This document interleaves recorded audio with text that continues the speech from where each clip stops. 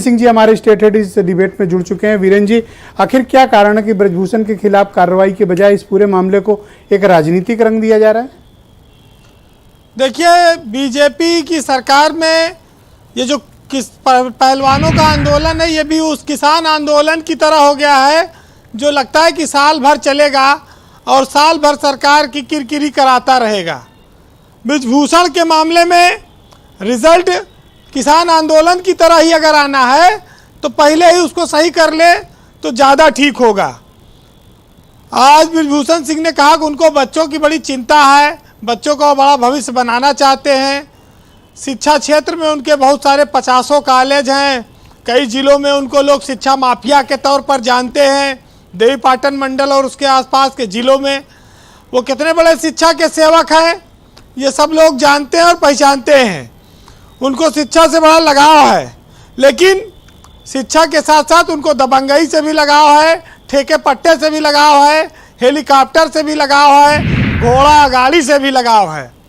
वो एक बाहुबली और दबंग किस्म के सांसद हैं जिनके जो अपनी ही सरकार के खिलाफ भी हमला बोलते हैं। उत्तर प्रदेश में योगी सरकार के खिलाफ भी वो कई बार मोर्चा खोलते रहे, लेकिन उनको हुआ कुछ नहीं। अब एक बात यह आई कि अगर कोई धरना दे रहा है तो उसको कवर करने जाके पत्रकारों को भी उठा कर पुलिस ले जाके रात में 100 किलोमीटर दूर छोड़ाए, परेशान हो लोग घूमे। ये सब चीज़ें इतनी अच्छी नहीं हैं, क्योंकि बीजेपी इस प्रदेश में और इस देश में उसका ये उद्देश्य था कि बेटियों का सम्मान, नारी सम्मान और बेटियों को पढ़ाना, आगे बढ़ाने वाली बात आती है तो उनके सम्मान के विपरीत ये सब काम हो रहा है। और इसको बीजेपी के उस चरित्र से भी नहीं देखा जा सकता जब बीजेपी का चरित्र और राजनीतिक दलों से अलग माना जाता है, लेकिन इस बार वो उसके विपरीत आचरण चल रहा है वहाँ। ब्रजेश जी, अगर ब्रजभूषण के मन में कोई खौफ होता तो वो शिलाजीत की रोटी खाने वाला बयान न देते। ये हम आप तो जानते भी नहीं शिलाजीत कहाँ मिलता है, कैसे होता है, क्या होता है। ये सब बड़े बड़े लोग हैं, बड़े बड़े नेता हैं, इनको बड़ी जानकारी रहती है। लेकिन ये बात साफ है कि सत्ता की ताकत नेताओं को बेशर्म बना रही है।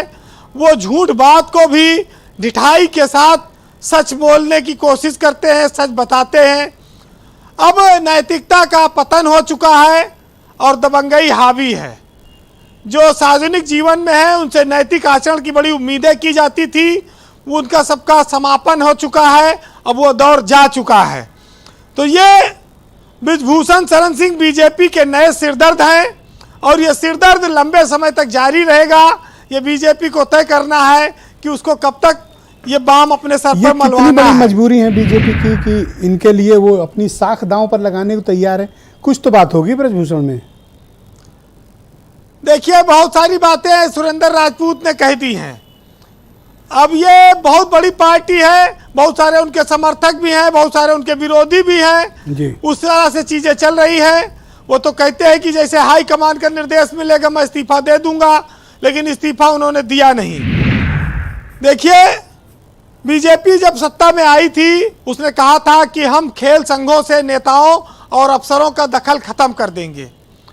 दखल तो खत्म नहीं हुआ, उल्टे शोषण और बढ़ गया।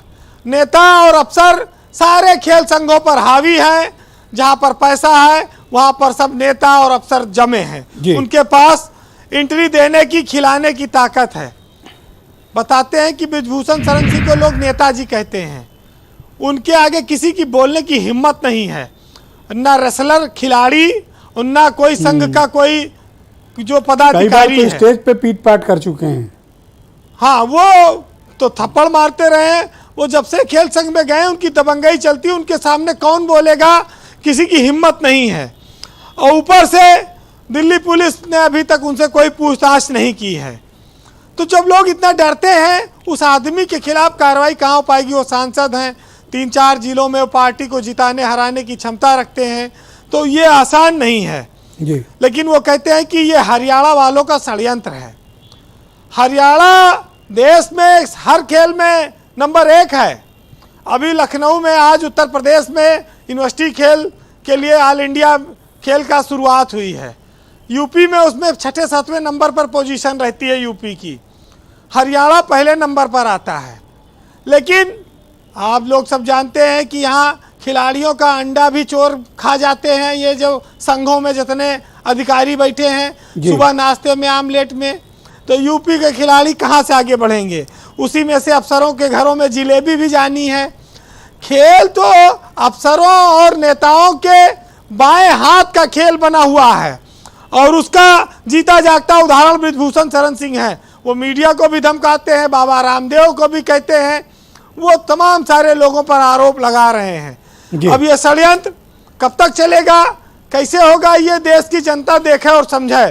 लेकिन इतना जरूर है जी कि किसी न किसी को सच के साथ रहना पड़ेगा, क्योंकि इस देश में चीज़ों के गिरने का तो नियम है, लेकिन आदमी के गिरने का कोई नियम नहीं है, और कितना वो गिर जाएगा इसका भी कोई पैमाना नहीं है नापने का। तो आप इस तरह से इसको समझिएगा कि एक न एक दिन किसान आंदोलन की तरह कोई फैसला इस पर आएगा। सुनिएगा जी कि उम्मीदों की नजरें हौसलों पर टिकी हैं, और तुम में कोई खास बात होगी, अंधेरे को चीरकर सूरज निकलेगा, आखिर कितनी लंबी रात होगी। बहुत शुक्रिया वीरेंद्र जी, आपका बहुत बहुत धन्यवाद। तो बहन भाइयों, आज हम चर्चा कर रहे हैं कि जंतर मंतर पर लंबे